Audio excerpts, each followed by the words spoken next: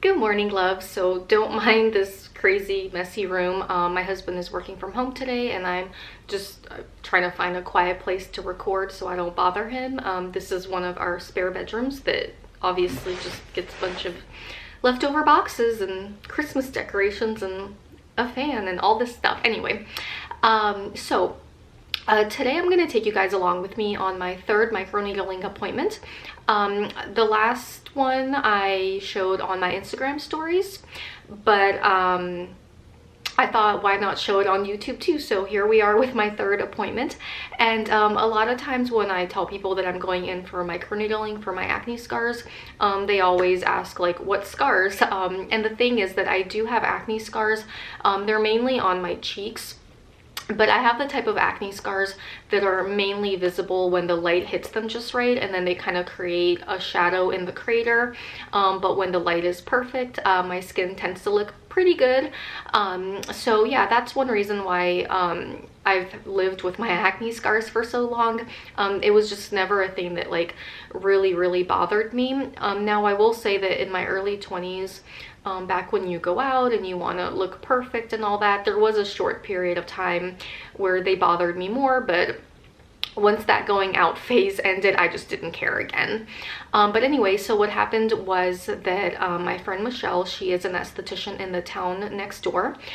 She offers microneedling and she's been doing it for years. I just had no idea. I was living under a rock, and when I reconnected with her, I found out that she offers it.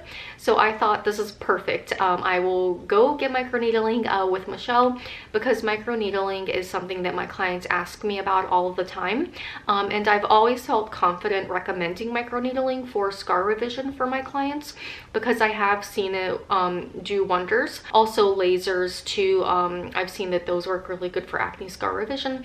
But anyway, long story short, I am now getting my third microneedling appointment because I really wanted to have the experience from, you know, my own personal experience when I talk to my clients about it. So yeah.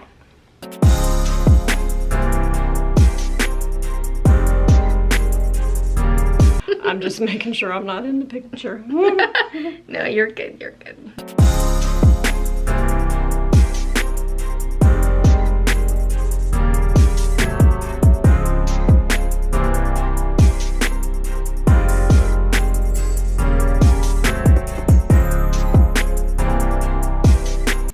Okay, so step one is underway, and this is just the numbing step. So I have the numbing agent all over my face, and now we just wait for it to kick in and do its thing, and then we can move on to the actual procedure. You're numb enough that it's not gonna hurt, but I'll go right to the middle just so you can tell me if it's...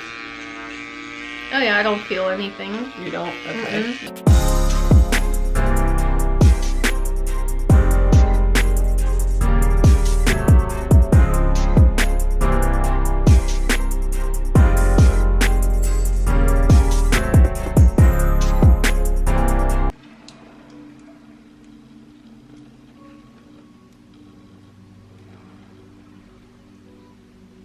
That's the hyaluronic acid. That's correct. Nice.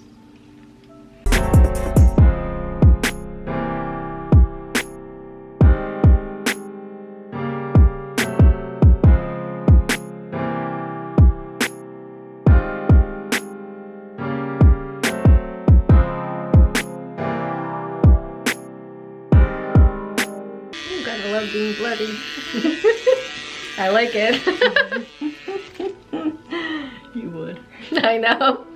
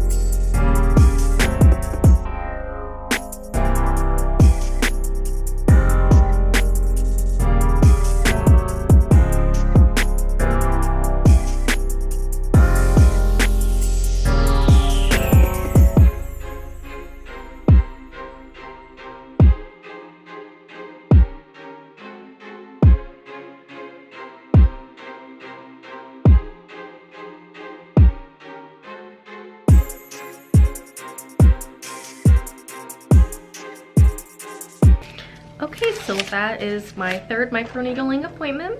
Michelle did an awesome job. I am all red, which is what I like to see afterwards. And yeah, so that is it for this third treatment. So I'm back home and it's been about 30 minutes or so since my treatment, and this is how my skin looks. So it's red right now, obviously. It just feels like slightly tingly, but nothing crazy. In fact, I remember when I went in for my first appointment, I thought like the after effects as far as the sensation for my skin would be like intense, but you can definitely handle it. And yeah, so this is me post microneedling.